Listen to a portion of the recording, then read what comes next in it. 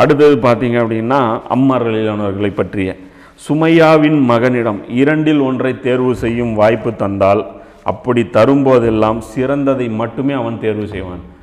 சுமையாவுடைய மகன் அப்படின்னா அம்மார் ரலியல்லாஹு அவங்களுடைய அம்மாவை வச்சு சொல்கிறாங்க. சுமையா ரலியல்லாஹுடைய மகனான அம்மார் எதை தேர்வு செய்தாலும் சரியானதை மட்டுமே தான் தேர்வு செய்வார். அப்போ எந்த முடிவு அவர் எடுக்கிறாரோ, எந்த படையில் அவர் சேர்றாரோ அந்த படை சத்தியத்தின் பேரில் இருக்கக்கூடிய படை.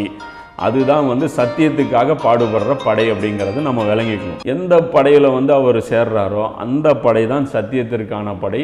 அதில் தான் முஸ்லீம்கள் சேரணும் அப்படிங்கிறது ஒரு மிகப்பெரிய ஒரு முன்னறிவிப்பு. இந்த ஹதீஸ் பார்த்திங்கன்னா முஸ்னத் அஹமதில் 3693வது ஹதீஸாக அந்த ஹதீஸ் இருக்குது.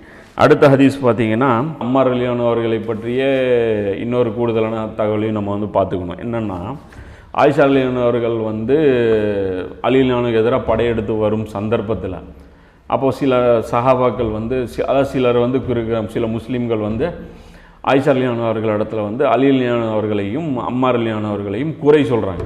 இவங்க 2 பேரும் பாருங்கள் உங்களுக்கு எதிராக படையெடுத்துகிட்டு வர்றாங்க அப்படின்னு சொல்லி குறை சொல்கிறாங்க.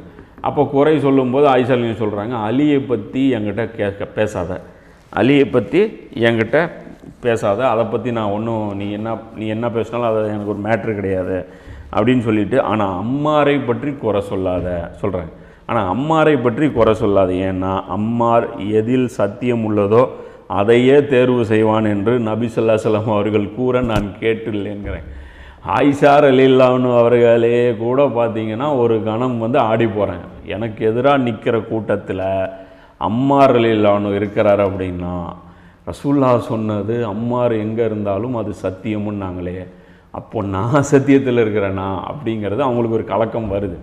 அது பின்னாடி அதை அலி ரலியல்லாஹு கூட படையெடுத்துட்டு அவங்க போனாலும் ஆனால் சண்டையெல்லாம் போடல, அவங்க வாபஸ் வாங்கிட்டாங்க. இன்ஷால்லா அது நிகழ்வு எல்லாமே நம்ம விரிவாக அதை பார்க்கும்போது அது தெரிஞ்சிடும். 3799வது ஹதீஸ் இது. ப்ளஸ்ஸு முஸ்னத் அஹமதில் 25331வது ஹதீஸு இந்த ஹதீஸு இருக்குது. அதாவது ஆயிஷா ரலியல்லாஹு அவர்கள் சொல்லக்கூடிய அந்த ஹதீஸு.